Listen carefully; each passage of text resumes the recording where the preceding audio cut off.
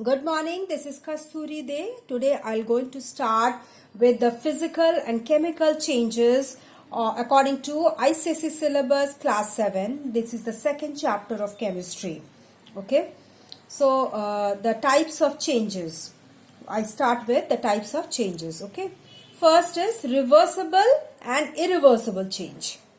So what is the difference between these two type of changes? One is a reversible change where it's a change, it is said to be reversible. It's a change when it is said to be reversible when the opposite change can be brought about by reversing the conditions. That is, when, for example, when we heat ice, it becomes water. Again, when we cool the water, it becomes ice. That is, the temperature is reversed in the second condition. First condition, we increase the temperature. That is, ice is heated to become water. It becomes water. And in the second condition, the water is cooled. That is, the temperature is decreased. So, the condition of temperature is reversed here. Okay. Another example is if we heat water, it becomes vapor. If we boil water, it becomes vapor. Again, when we cool the vapor, it becomes water again. So that is the temperature where here the temperature again is reversed. The condition, the temperature is reversed here. So here we can see that it is a change where the condition is changed, reversed. So, and we can see the reaction also reverses. Okay. And in case of irreversible condition, what happens in irreversible condition? In case of irreversible condition, irreversible change, it's a change when the opposite change cannot be brought about by reversing the condition. If we reverse the conditions also, we cannot bring back the original state of the substance which is formed by one reaction. For example, milk changes to curd. Okay, but if we can see that we know that if we keep milk for some time with a little bit of curd in it, it curdles down and it forms a curd, right? The bacterial action has taken place. But if we reverse the condition, that is the time or the temperature, or if we take out the curd, will it become milk again? No. So even if we reverse the conditions here, we will not get back the original state of matter, right? So this is irreversible change. Then second change is desirable and undesirable change. Desirable change is a change which is useful to us. For example, ripening of food, digestion of food. Okay. That is, these are desirable changes. Undesirable changes are what are the changes? These changes do not help us. They harm us. Okay. So, like, for example, it's rusting of iron. Okay. Where the iron gets rusted, the earthquake taking place, the flood taking place. These are undesirable changes which are not useful to us, rather they are harmful to us. Okay. Then the third condition and the most important, that is according to the chapter, the name after the name of the chapter, that is physical and chemical change. Physical change is a change in which no new substances are formed and which can be reversed by reversing the condition. So a physical change is a change which is reversible. Okay. For example, the glowing of a heater or a bulb. Okay. Or dissolving sugar in water. This is also a physical change, because if we reverse the condition, for example, in the first one, the glowing of the heater or a bulb, where if we switch off the current, so the heater or the bulb will switch off. It will come back to its original state. Okay. In the second condition, where we are dissolving sugar or salt in water. Okay. We dissolve it, it will become a clear solution. Okay. But if we start heating, boiling the solution, we'll see that the water vaporizes and the solute remains back. That is, the sugar or the salt, it remains back. So we can get back the original state of matter by reversing the condition. So that's a physical change. But in chemical change, what happens?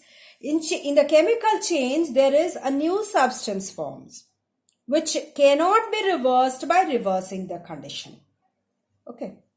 Here we can say totally a new substance is formed, and this cannot be reversed. This cannot get back to its original state of matter with reversing the conditions. Like the burning of a coal or wood. When coal or wood is burned, coal, for example, coal has carbon which combines with the oxygen of the air, and it forms carbon dioxide and it escapes into the air. The remaining part is the ash which remains. That is, the ash is remaining. Then the wood also, it contains carbon and hydrogen. Okay. And it also combines with the oxygen of the air when it is burning. It combines with the oxygen of the air. It forms carbon dioxide and water vapor. And also it escapes into the air. So remaining is the ash. But if we combine this carbon dioxide and water and the ash, do we get back the wood? Or neither we can get back this if we combine, in case of coal, if we combine the coke which is remaining, the ash part, with the carbon dioxide, if we combine these two, we will get back the coal. Is it possible? No. So therefore, a totally new substance is formed. So chemical change is a change where it is irreversible and it has a totally new substance which is formed. Right? Then another change is a slow and fast change. Okay. Now what is a slow change? Change that takes a longer time to complete. It may take hours, days, months, or even years to occur. For example, a young man growing old, which takes a few years, or a plant grows to a big tree, that also takes a long time. So this is a slow process where evaporation is taking place. That's also a slow process. Then fast process. What is that? Fast change. Changes that take place in a very short interval of time, like burning of an inflated balloon, burning of coal, burning of wood, whatever it is. Like these all are fast changes where the changes are very rapid. Then natural and man-made changes. Then natural changes are changes that are taking place in nature by itself, and they are never ending. For example, the changes of day and night, changes of seasons, these are all that take place in nature. Okay.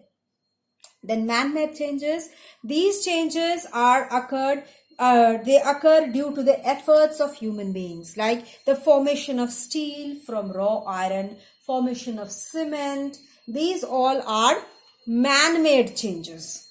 Okay. Now, another change is periodic and non-periodic changes. Changes that are repeated at regular intervals of time. In a regular interval, in different periods, we can see these changes occurring. For example, full moon and new moon nights. Okay, periodically this happens. But non-periodical changes are those which are not repeated at regular intervals and occur irregularly at any time, like landslides, earthquakes, etc. Okay. Now, desirable and undesirable changes. I told you these are useful to us, and undesirable changes are useful, they are harmful to us. Okay. Now, some changes are desirable at one time, and they can be undesirable at some other time. For example, cutting of trees. Okay, cutting of trees for those who need wood for cooking, that is that is desirable, but it is undesirable because they are destroying, they're damaging the environment. Okay, so that is undesirable to another section of man. Then burning of fuel for cooking, that is a desirable change, but burning of a building is an undesirable change. Okay, like fuel, when we burn it, that creates a pollution in the air, that is a undesirable change. Then timely arrival of rains is desirable, because farmers are dependent on the rain. Mainly in India, the farmers depend on rain for the crops, so that is desirable for the farmer. But sometimes this rain causes flood and destruction, so that time then the farmers they are undesirable to the farmers. Okay. Then characteristics of a physical change. What are the characteristics of a physical change? We come to the chapter now. Now, no new substance is formed. I told you in the definition only that a physical change is a change where there is no new substance formed. So, there is no new substance formed. There is no change in the composition of the substance. The composition of the substance remains the same. The properties of the substance remains the same. Like when we dissolve the sugar in water, the sugar composition, 1 teaspoon of sugar remains the same. Okay, 1 teaspoon does not become half teaspoon or more than 1 teaspoon. So that 1 teaspoon, if we add in a glass of water, that composition remains the same, and the properties of the sugar, whatever it is, like the sweetness, the white colorless appearance, these all remains the same. That does not change in case of physical change. Okay, the change is temporary because we can get back the sugar by reversing the conditions. So it's a temporary change and can be reversed by changing the conditions of them in the most cases. There may be changes in state, size and shape. Excuse me. Color and smell of a substance during physical change. So there can be a change in the state because the solid can become liquid. Ice can become water. The state can change. The size of the ice can become small. That is also a size change. Shape can change. Color can change. Smell of a substance can change in the physical change.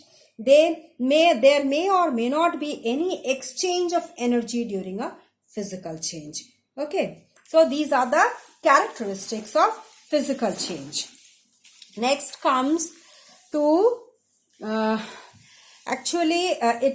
start with the chemical change in the next video. I stop here. Please go through these. If you have any doubt, please let me know and write in the comment box, and please press the like button if you like the video, and do subscribe so that you can get the notification of my next video in the first order. Okay, so okay, bye, thank you.